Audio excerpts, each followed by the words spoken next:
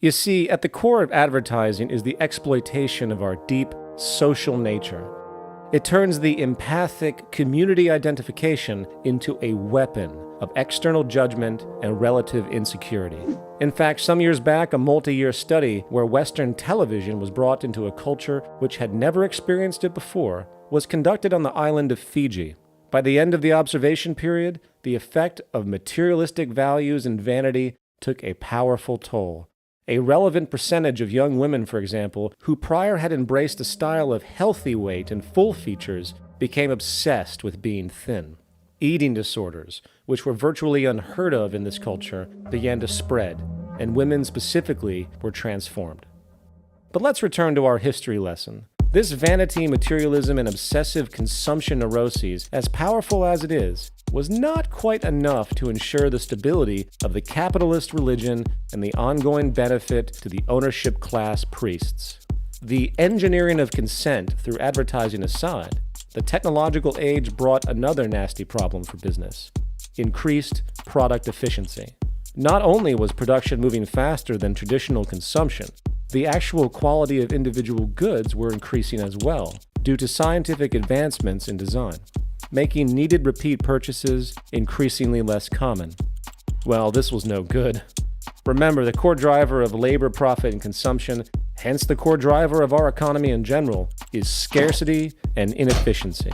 In fact, the enemy of the market economy has always been competency, and the better and long-lasting a good is, the worse it is for industry.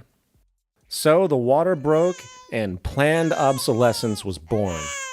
In 1932, industrialist Bernard London propagated a pamphlet entitled "Ending the Depression Through Planned Obsolescence," where the idea of universally making poor goods to generate more labor demand and growth seemed logical.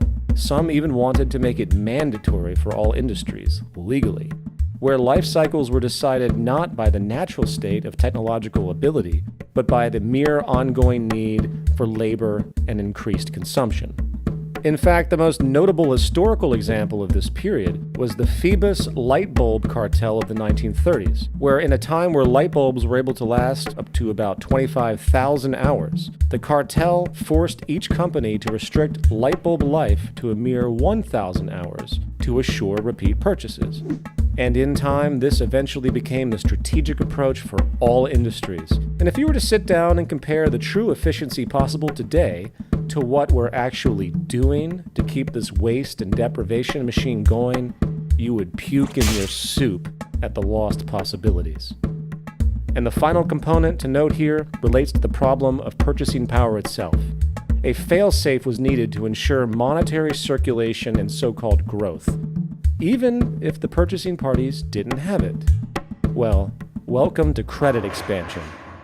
Credit access has been, in reality, the core driver of economic growth in the West for a very long time.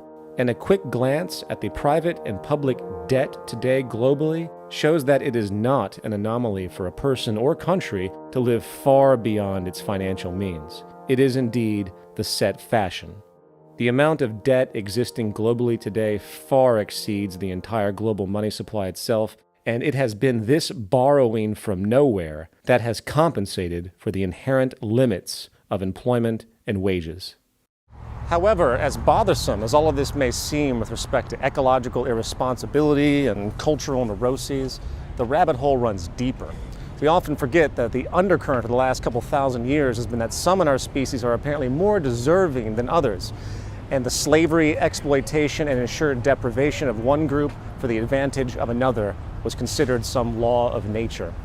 During feudalism of the Middle Ages, social divisions were clearly defined, with the king and his nobles and barons, etc., holding control of the legion of serfs who were essentially slaves in exchange for basic resources and moderate protection. A common theme during this period was that a genetic or religious superiority of the kings and his constituents gave them the right to dominate.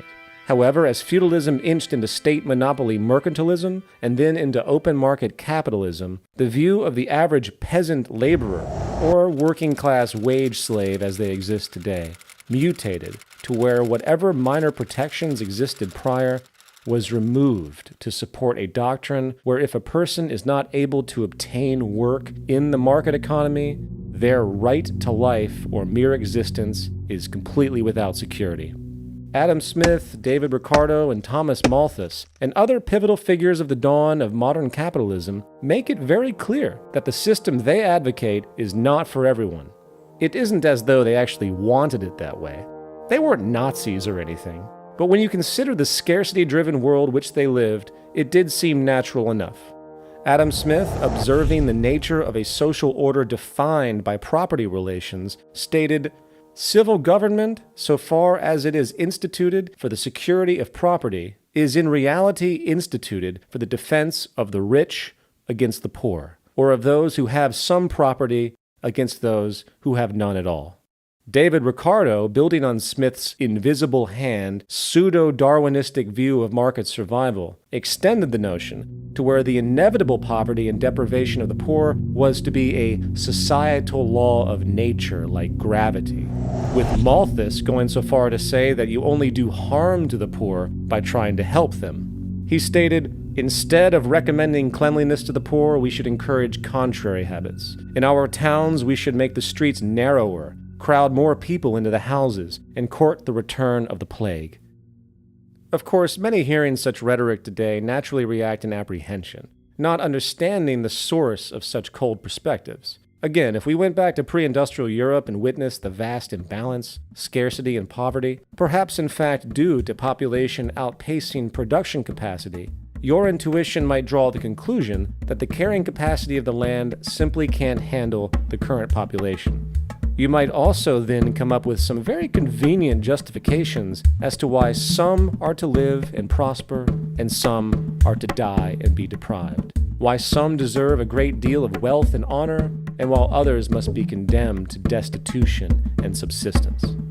So it is very easy to see how this classism has held strong, even though its counterparts of racism and sexism have slowly subsided in modern culture. Today, all economic schools of thought, from Keynesian to Austrian, support a will of the market theme, where your value is measured not by the fact that you exist as a human being, but by the place you hold or don't hold in the economic machine.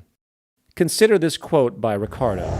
"By gradually contracting the sphere of the poor laws, by impressing on the poor the value of independence, by teaching them that they must not look to systematic or causal charity, but to their own exertions for support, that prudence and forethought are neither unnecessary nor unprofitable virtues, we shall by degrees approach a sounder and more healthful state."